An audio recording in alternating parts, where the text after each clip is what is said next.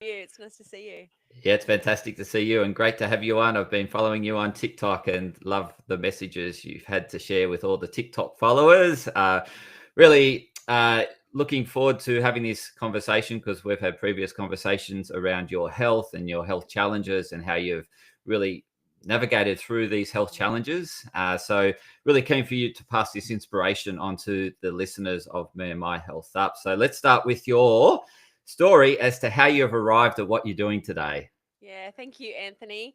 Um, yeah, so I mean, like many people, I guess, had some childhood traumas that I experienced, and my dad was actually sick from when I was a young age, and then when I was about 12, I started having chronic pain.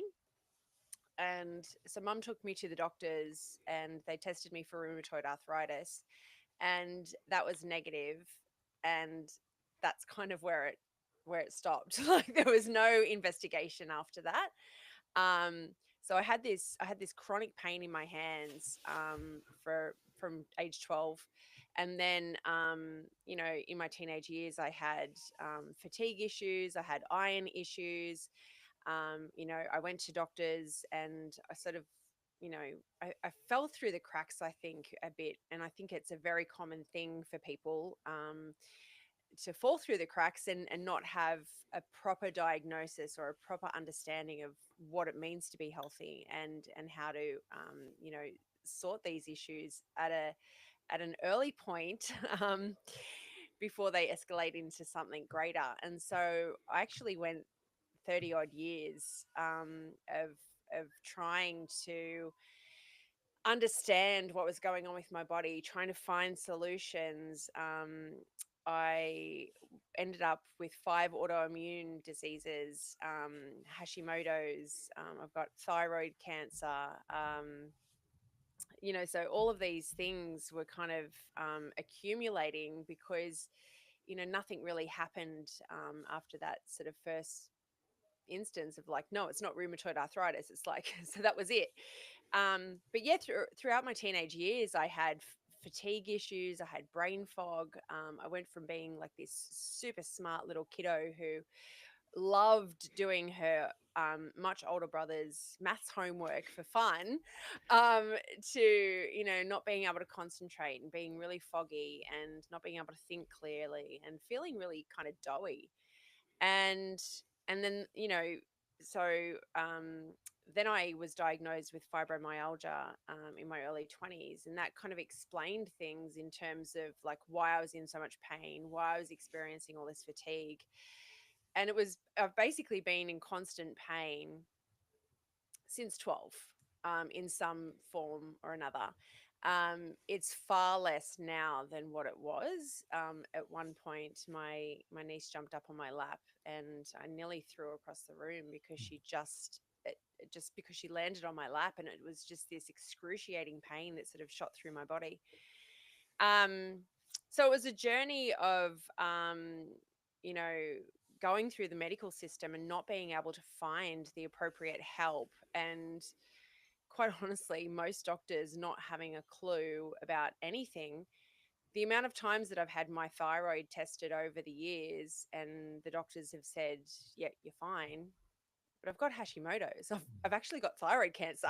Like, there's nothing fine about that. And so and so that comes back to a lack of understanding around proper testing. Um, and there just seems to be this mass negligence or misinformation that runs through the medical system. And so, you've really got to become your own doctor. You've really got to become your own physician and learn how the body works and learn, how to read tests and how to sort of decipher the information yourself. Um, when my dad died in 2007, I was awoken to, the possibility of the mind body connection and how the power of the mind, we have the ability to heal ourselves through the power of the mind. And that was a huge awakening for me. And so that led me down this path of wanting to understand. Like, first it was the, the positive thinking crap that's out there, like, if you just think positive, everything will be okay, sunshine and roses and lollipops, to this real deep understanding the feedback that you're getting from your environment and that you're getting from your physical body, and what that means, and how you can use the mind as well as other practical solutions. I'm all about sunshine and infrared saunas and detoxing and supplements and things like this as well. I think that they're great adjuncts to um, what we can do with the power of the mind. um, and so yeah, so really understanding now the feedback that I'm getting from my body in any moment has been so profound in helping me heal, the past ailments, as well as, 2020 I had a brain injury, and I had been working for Joe Dispenza, and I'd been, doing all of the healing work in his community. I was facilitating at retreats, and I was, put into all the healing circles, and I was still surviving on multiple cups of coffee a day. Like, I was running on empty. I wasn't fulfilled. I was kind of just dragging my body through life, and so when I left that community, I had this real, even though I chose to leave, I had this real loss of identity that went along with that. And with that came this loss of cognition, loss of memory. I had aphasia. I couldn't find words. I would type texts to send to people, and I'd look at the text, and it would just be a jumble of words, letters. Sorry, it didn't even make sense. Um, and I healed that by understanding that the cause of that was the loss of identity from leaving the community, Joe's community. So once you make these connections and you understand the feedback back that your body's giving to you, you're able to decipher, where that emotional content's coming from, heal that emotional content at the root cause, and then transform your health.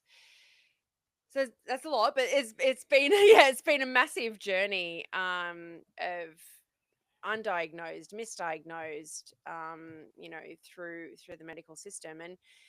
And look, I do like putting a label on things in terms of a diagnosis, simply because that gives us an understanding of where that we can then look at the psychosomatic involvement, and understand where that's come from, as from an emotional perspective.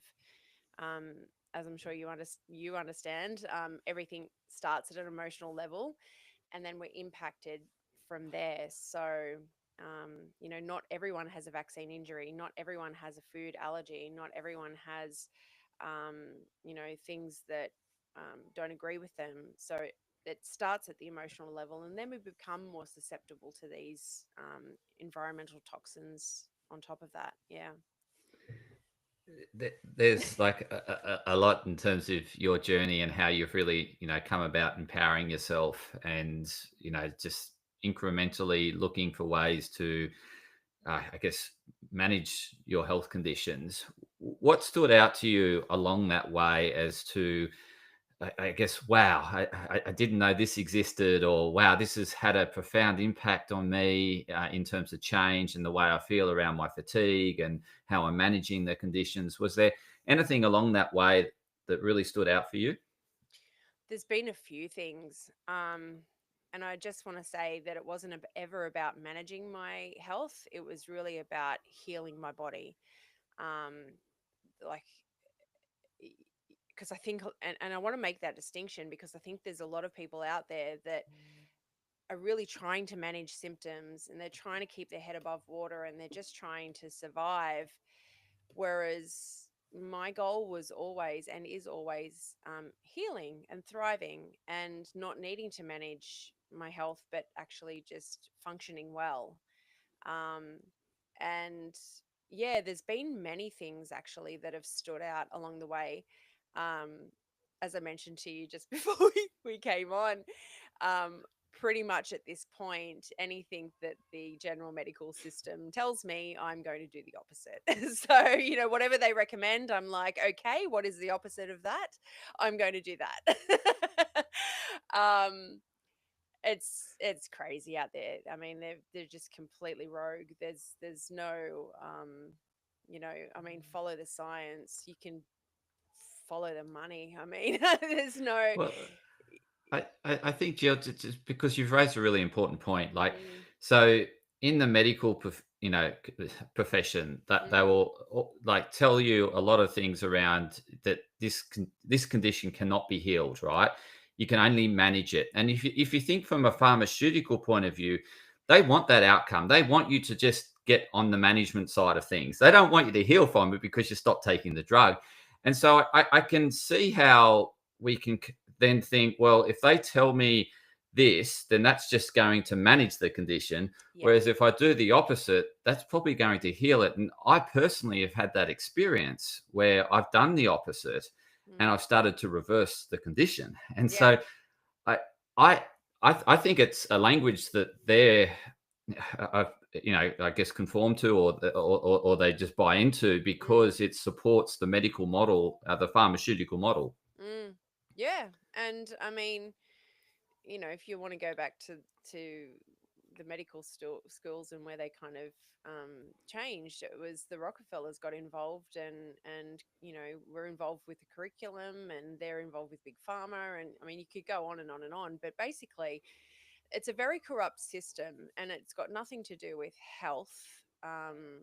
And I don't want to knock it completely, because I think there are, if you need a surgery, if there's, something like that level of trauma, where you need a surgery or you need that kind of intervention, I think there's use. But in terms of healthy thrival, we know that there's a myriad of cures for cancer. So why are we still having this conversation about, like, why can't we find a cure for cancer? People are healing from cancer all of the time. Like, it's happening daily. I would argue it's happening every second of every day.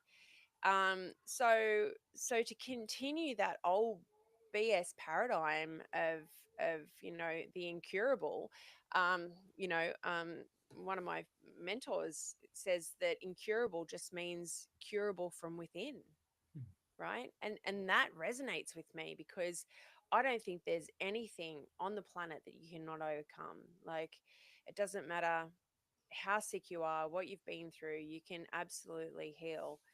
um, a friend of mine had uh, cancer as a baby, and he was raised organic vegan, and he got cancer again in his early 20s. So it wasn't about the vegan diet, and he found it wasn't about the diet at all. It was about the sunshine, and getting exposure to the sun, and removing ourselves from this non-native EMF environment that we're in.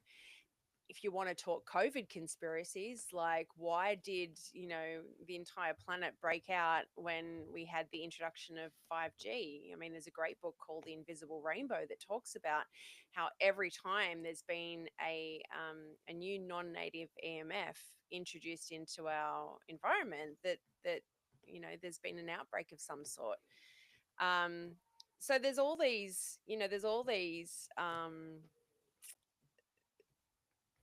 rubbish stories that we're told. I'm a firm believer in terrain theory. I don't believe germ theory at all. I don't believe I can cough on you and make you sick. I believe it's toxicity, and I believe that toxicity is the thing that makes us unwell. And that starts at an emotional level. So it's an emotional toxin, and then the environmental toxins impact on top of that. And so the more we can detox emotionally and physically, the more we're going to clean our terrain and have a healthy lifestyle.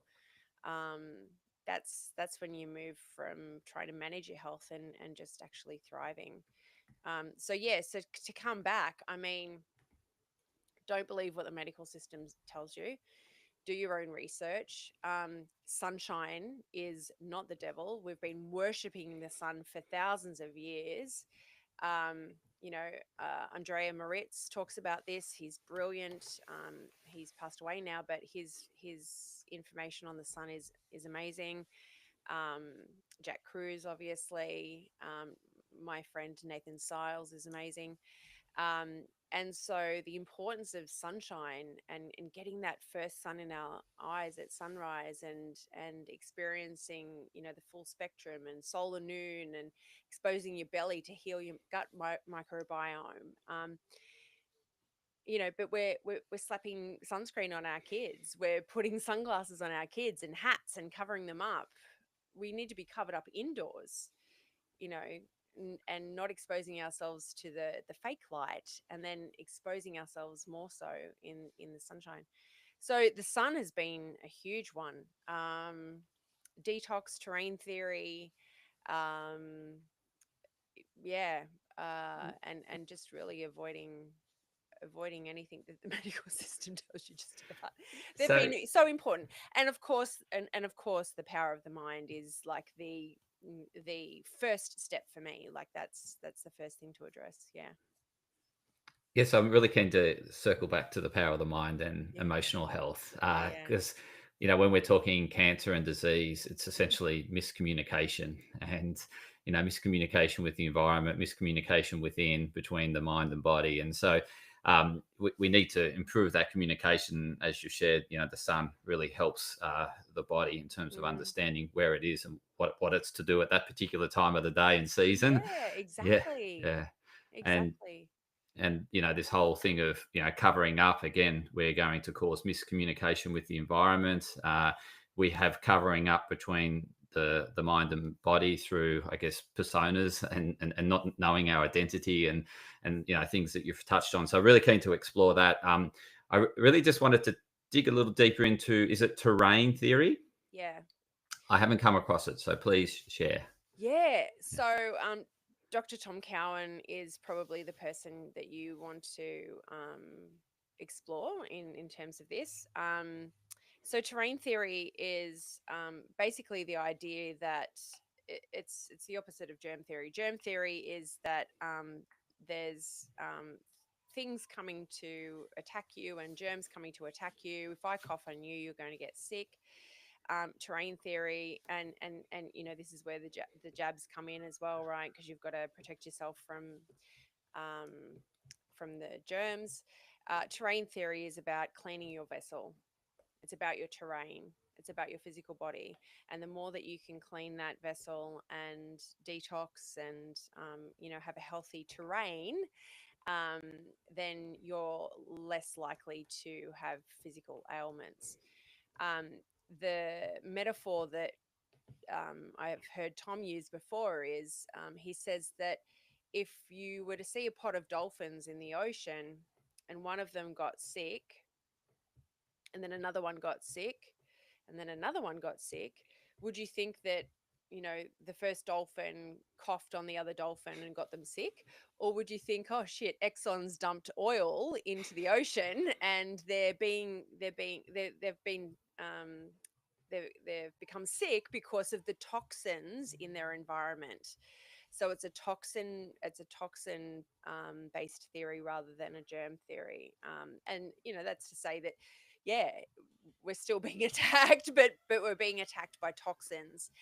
And when you understand this at a deep level, it blows the entire pharmaceutical you know company theme out of the water, because there's nothing to catch. So you can't inject health, right? You can't inject health. You can't inject something to protect yourself from health. That's just more toxicity. And you can see this happening with people getting the COVID jabs, and they're the ones that are getting COVID, right? So it's actually an increase in the level of toxicity in our environment that causes us to, start to sneeze, to express, to detox, to cough, fevers, where we're trying to expel the toxicity from our body. Um, So why does it seem like multiple people get sick in the one environment where you're exposed to a toxin in the same environment? Why do some people experience detox symptoms and not others? Well, it depends on the other level of toxicity in the body. If you go back and have a look, they've never been able to prove contagion. They tried. They took mucus from horses and injected them into other horses to try and make them sick. It's not been possible to prove the contagion theory.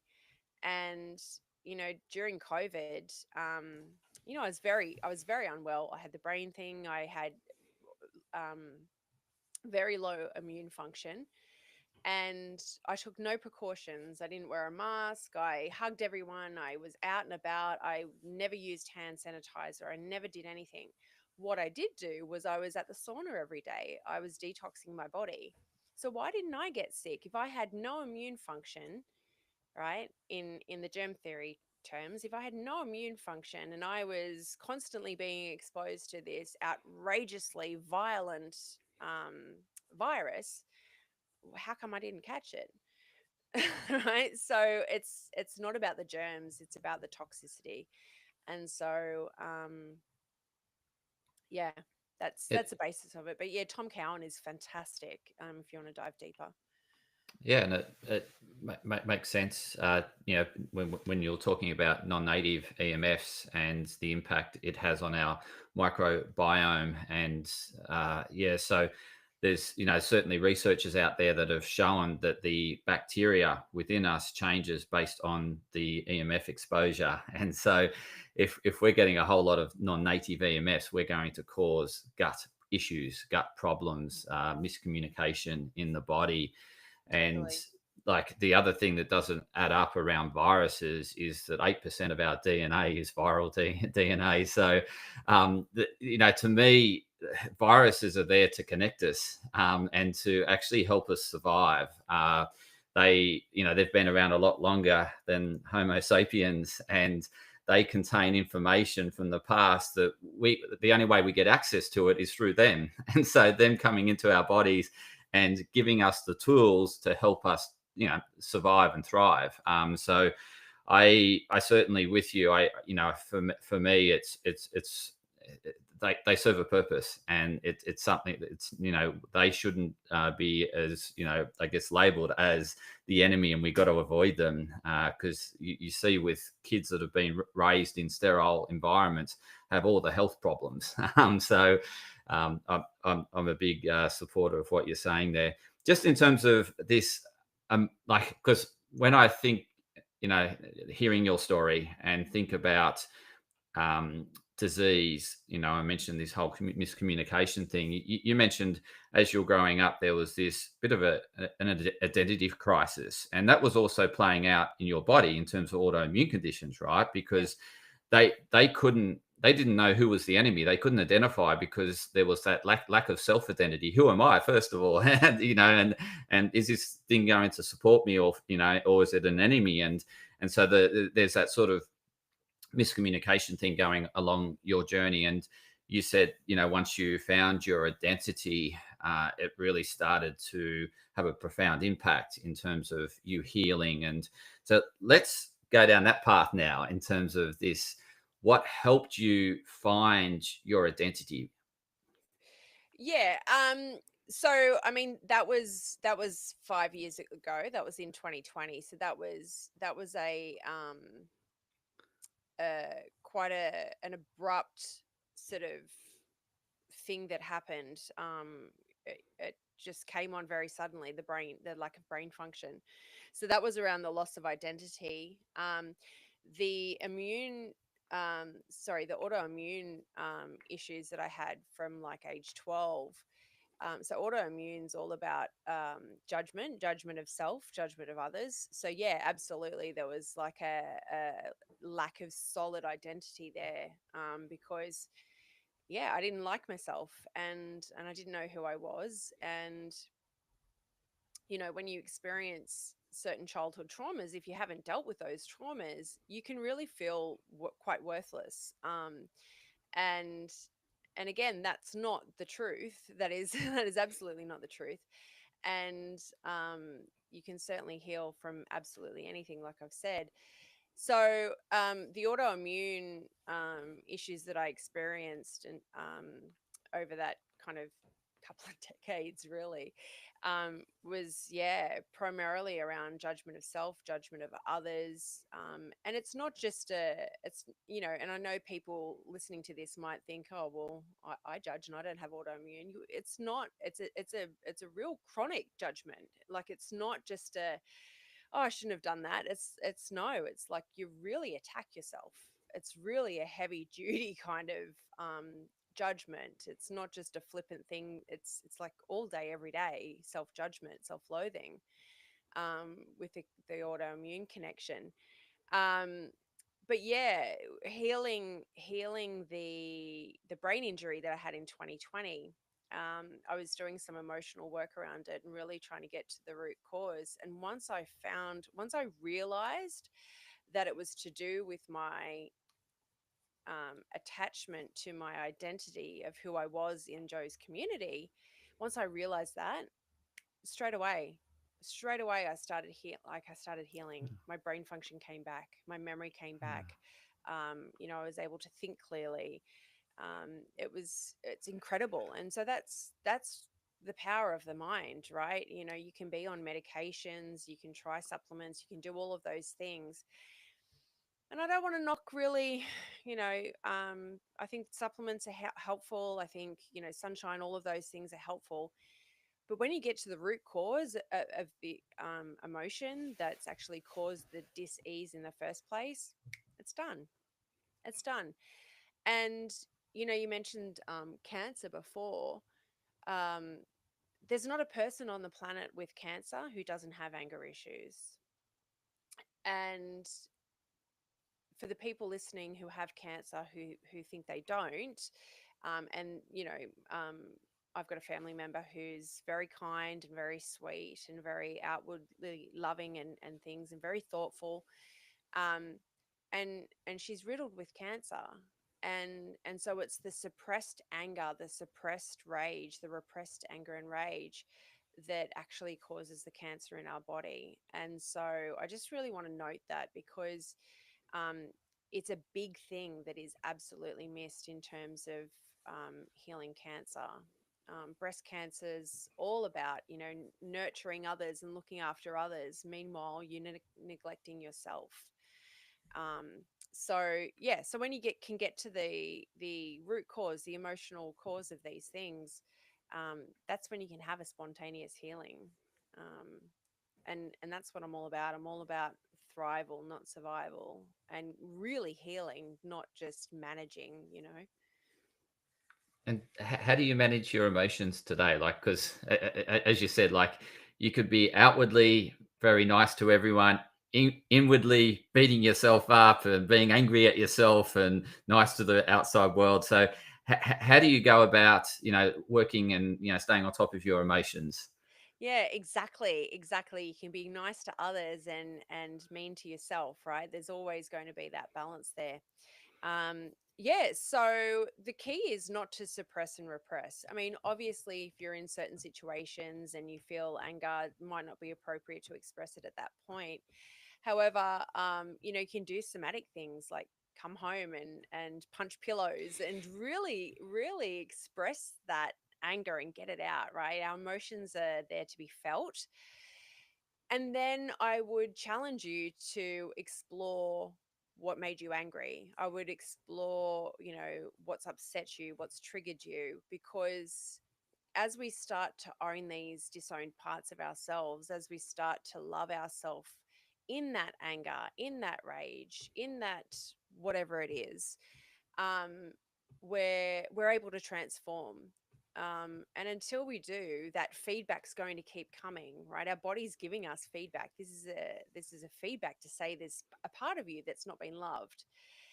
There's a part of you that's judging. There's a part of you that's not expressing yourself. There's a part of you that's not speaking up, right? Thyroid. Um, so once you get these messages at a deep, deep level, want to go in and actually find the root cause of these issues, we can heal ourselves there. And so my message would be, absolutely allow yourself to feel your emotions. This whole positive thinking thing and high vibes only has got people in an absolute mess, like they're on a bloody emotional roller coaster. Everyone's suppressing and repressing everything, making shit worse. And it's like, don't do that. So absolutely feel your emotions.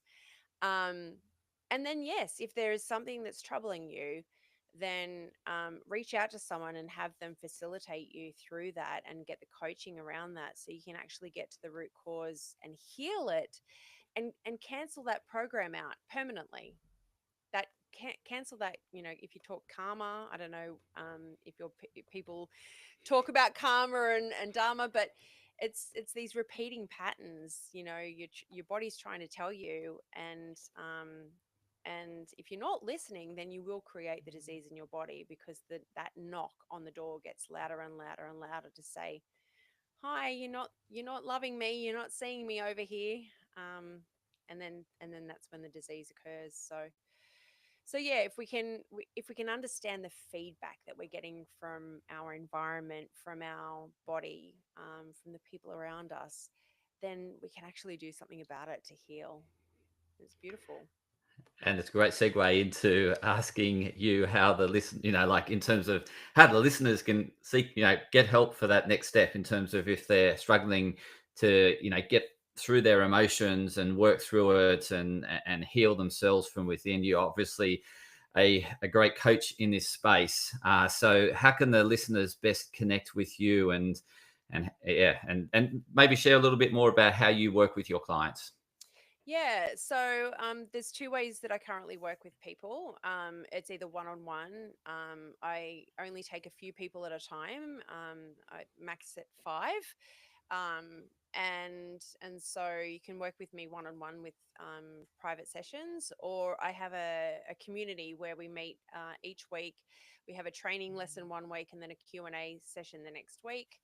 So it depends on what format you prefer. If you've got a serious health condition, then I would highly recommend the one-on-one coaching. If you're working through something a bit milder and just want to work through your emotions and understand yourself better, and maybe move out of imposter syndrome and self-sabotage, things like this, then the membership community is perfect. I will be having retreats potentially later this year. So that will be so fun. I'm really looking forward to that.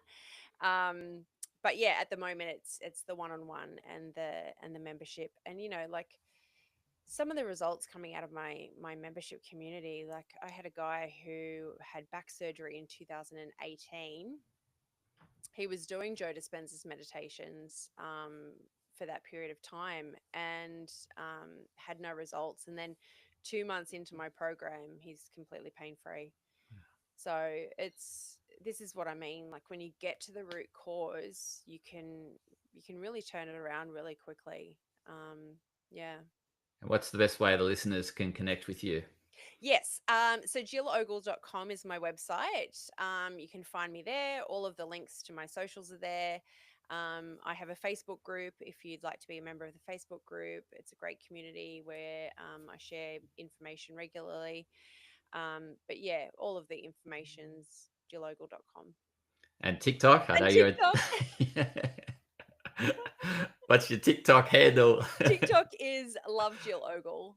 I All love Jill. I love that. Love all Jill of my Ogle. handles are Love Jill Ogle. Well, Ah, I've been nice. banned that many times that I kind of run out of like iterations, and I was like, what can I do here?